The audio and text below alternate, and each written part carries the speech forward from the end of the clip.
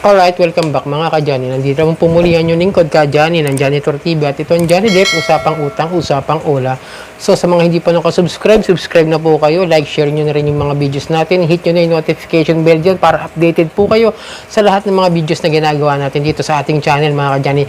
For awareness lang mga ka-Johnny, no? Meron kasi nag-report sa akin na galing sa group, yung mga agent nagpapanggap ng mga victims. Then, ang problema pa rito, mga ka-Johnny, ginawa ko na ng video to, pero nung nag-research ako, dinagdagan ko yung research ko para di ko muna i-post. Kasi baka madali ako at baka mayroong mga hindi dapat i-post dito. So, yun, tinignan ko. Ito yung report kasi nung isang victim na member ng group. Ma'am, good morning po. May isang agent na nagpapanggap na victim and member po siya ng all harassment victims, which is isa po ako sa mga moderator ng group na ito, mga ka-Johnny. Nakita ko sa profile niya, hack FB account. Yung pangalan ng FB account, mga ka-Johnny, is Prince Daniel Samson.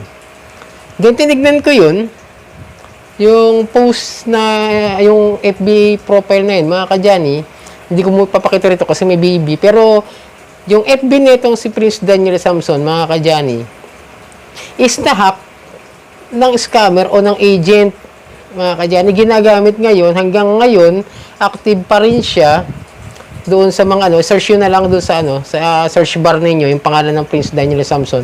May mga lalabas diyan na 4 yun eh.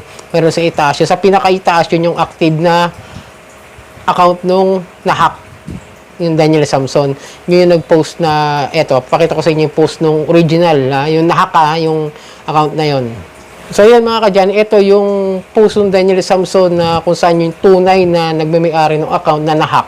Ito yung comment, ay yung post niya sa kanyang bagong FB. So sa lahat po ng i-message nitong account na Prince Daniel Samson, to, please wag na po replyan o reblock nyo na po. Hindi ko na po hawak yung account na yan. Scammer na po may hawak niyan hanggang ngayon.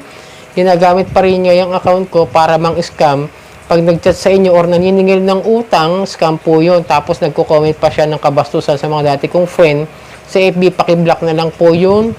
Kung sakali mag-chat po sa inyo para di rin po kayo mabiktima niyan, account na yan. Ito na po ginagamit kong account, Daniel Samson, wala na pong iba. So yan, ito yung second, tapos meron pa yung isang Daniel Samson. Bali, 4 yung lumalabas kasi pag sinesearch ko siya. Pero mga ka-Johnny, April 29 pa itong post niya. Ibig sabihin, ano na ngayon, November na Hanggang ngayon mga ka-Johnny, kasi binan ko yun sa sa group, yung Prince Daniel Samson, binan ko sa group. Dahil nga agent pala yun.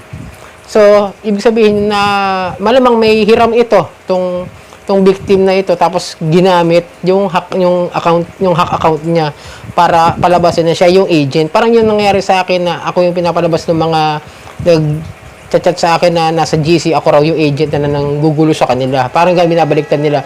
Ito yung problema mga ka-Johnny, no? Sabi ko nga sa inyo, mas mabuting pagkagawin yung nangyayari sa inyo, mga ula victim na nagagamit ng mga account niyo. Kaya nga sabi ko na mas mabuti nagre-report pa rin kayo sa PNP, sa anti-cybercrime. Kung wala man lang kayo ang PNP anti-cybercrime dyan sa lugar niyo, sa NBI anti-cybercrime, pwede rin yan mga ka-Johnny. Report din po kayo sa barangay niyo para kung sakaling nagkakaroon ng problema katulad niyan, pwede rin naman magpa-blatter doon dahil kung malayo-layo talaga yung mga sa lugar ninyo yung mga PNP at saka yung NBI, pwede naman siguro yun para magkaroon ng record na ginagamit talaga yung account ninyo, yung informasyon ninyo para manggulo, mang-scam ng tao. Pero mga ka-Johnny, which is true naman, ako naniniwala ako doon sa ginamitan na itong account na to, na nahack siya kasi nangyari sa amin dito yon, doon sa hipag ko, doon sa nahack din yung kanyang FB account. Di rin alam kung paano nahack, basta nagulat na lang na isang umaga na may nagpo-post na yung hipag ko ng mamimigay ng 5,000 sa mga mag-PPM sa kanya, pero mayroong instructions bago mabigyan ng 5,000. Tapos hindi na niya ma-open yung account na yon ng FB niya hanggang sa nakakuha na yata doon sa ibang mga kakilala, hanggang nakakuha ng pera na parang may processing fee para makakuha ng 5,000 daw. Ayun, medyo ilang araw pa, siguro 2 araw pa yata naging active yon hanggang sa nireport namin yon yung account na yon, tsaka na-take down mga ka-Johnny. Eto, ang problema nito, hindi pa na-take down yung account ng Prince Daniel Samson na scammer o yung agent na gumagamit niyan, lalo ngayon, Papasko, ang dami pa niyang post. I-search nyo na lang mga kadyani yung Prince Daniel Samson na. Kaso nga lang, may baby roon eh. Yung hindi ko maano sa inyo to, hindi ko maipost sa inyo. Pero yung pangalan, kasi 4 yung lumalabas dyan na pangalan ng Daniel Samson. Ngayon, tulungan na lang natin tong victim na i-report natin yung account na na-hack. Yung mayroong meron siyang post doon sa isang account niya na may Digido, under na Digido yata yung isang AFB account na yan mga kadyani. So, tulungan na lang natin ito. Report ko na lang din to para matulungan natin si victim o itong naggamitan ng account niya na pang dagdag sa pang scam. Tapos siya ngayon yung naiipit kasi nakikita ko sa mga comment section nung Daniel Samson na isa ay siyempre nag-iinitan ng mga victim na akala siya talaga yung na pinag-anuhan daw siya na baka nagpapanggap lang siya na nahack pero siya talaga. Ngayon, mas mabuti i-report na lang para kung sakasakali kung siya man yun o hindi, at least clear na yung pangalan na Daniel Samson na i-report na yung mga na yun, di ba mga kadyani? Paano kung totoong victim lang din pala to? Kawawa naman tong tao na ito. Kasi tinignan ko yung mga videos niya, yung mga post niya doon sa FB account niya. Construction worker po siya, mga kadyani. So, paano maiisip na siya yung agent o yung scammer? Medyo, yun kasi mahirap eh.